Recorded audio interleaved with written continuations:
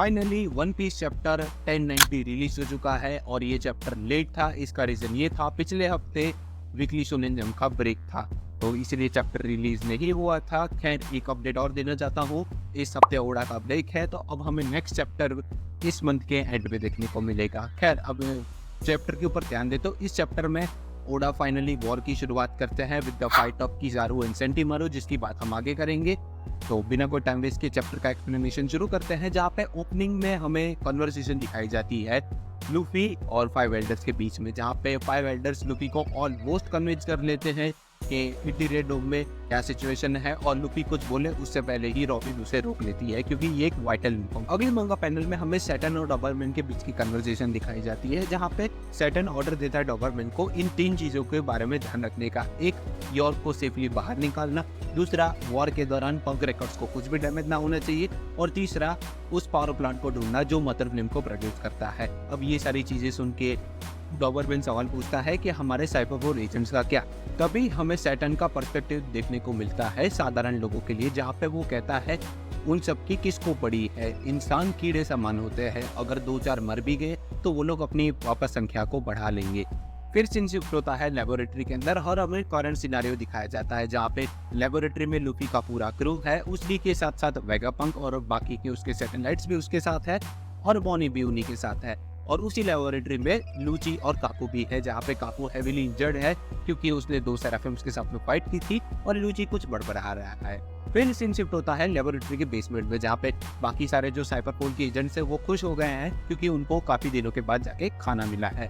और फिर अगले मंगा पैनल में हमें सारे सेराफिम्स दिखाए जाते हैं जो एक बबल में बंद है और इसमें वेगापंक एक्सप्लेनेशन देता है ये बबल बने हैं पैसिफिस्टर्स की पावर से और उसी के साथ साथ ये बबल है ब्लास्ट रेजिस्टेंस और ये बने हैं सी प्रिज्म स्टोन से। इसका मतलब कि इसके ऊपर डायरेक्ट यूजर की कोई असर नहीं होगा, इसीलिए सेराफिम्स प्रीटी मच कुछ नहीं कर सकते। अगले मंगा पैनल में वेगापंक और फ्रैंकी बात कर रहे होते हैं एसनिक से, जहाँ पे फ्रैंकी एसनिक का शुक्रिया अदा कर रहा होता है क्योंकि उसने उसके ऊपर से पेट्रिफिकेशन हटा दिया। फिर हमें एक छोटा सा एस्पेक्ट दिखाया जाता है जहाँ पे लूफी एसनिक को कन्विंस कर रहा होता है कि वो अपना पेट्रिफिकेशन हटा दे क्योंकि वो सब उसके दोस्त है और ऑब्वियसली एसनिक के अंदर बुआ का लीनिएज आया है तो बुआ लूफी की बात मानती है तो एसनिक भी लूफी की बात मानेगी और ये वही हुआ। अगले मंगा पैनल में वेगापंक नामी से सवाल पूछता है कि अगर तुम इस क्रू की नेविगेटर हो तो लॉक पोस्ट में अब कौन सी नई डेस्टिनेशन दिखा रहे हैं, जहाँ पे नामी कहती है कि इस आइसलैंड के आने के बाद से कोई नई डेस्टिनेशन लॉक पोस्ट ने रिकॉर्ड नहीं की है, पर वानो की डेस्टिनेशन के हिसाब से देखा जाए तो अभी लॉक पोस्ट नॉर्थ ईस्ट की तरफ इशारा कर रहा है। जहाँ पे ये सुन के वेगापंक कहता है कि नॉर्थ ईस्ट वहाँ पे तो एल्बाप आया है तो हम लोग वहीं पर ही चलते। ये चीज सुनकर लूफी, उसॉप और रॉबिन को शौक लगता है और लूफी और उसॉप तो नाचने लगते हैं। तभी वेगापंक एक नया प्लान बनाता है, उसके अकॉर्डिंग लकीली लूफी की शिप फ्रंटियर डोम के अंदर है तो वो लोग उसका इस्तेमाल कर सकते हैं सेट सेल करने के लिए और एल्बाप आइसलैंड जाने का रास्ता एगनेट के पीछे से आता है तो वो रास्ता इस्तेमाल कर सकते हैं। पर यहाँ पे 2 प्रॉब्लम आती है, एक, फ्रंटियर डोम बंद है इसलिए वो लोग बाहर नहीं निकल सकते, दूसरा, मरीज ने उनके चारों तरफ से घेर रखा है। तो इन प्रॉब्लम्स का सोल्यूशन लाने के लिए वेगापंक कहता है कि वो लोग आइकेट आइसलैंड से निकलने के लिए वेगा फोर्स का इस्तेमाल करेंगे जिसकी मदद से वो आइसलैंड से बाहर उड़ के निकल सकते हैं। पर यहाँ पे एक प्रॉब्लम हो जाती है, वेगा फोर्स एगेट आइसलैंड से कनेक्टेड है तो वो ज़्यादा दूर तक नहीं जा सकता। तो इस प्रॉब्लम का सोल्यूशन में फ्रैंकी बोलता है कि वो लोग 1000 सैनिक कोडे बस का इस्तेमाल कर सकते हैं और वो आराम से फ्लाई करके निकल जाएंगे जिससे मरीज भी उनका पीछा नहीं कर पाएगी और वो लोग सेफली बच भी जाएंगे।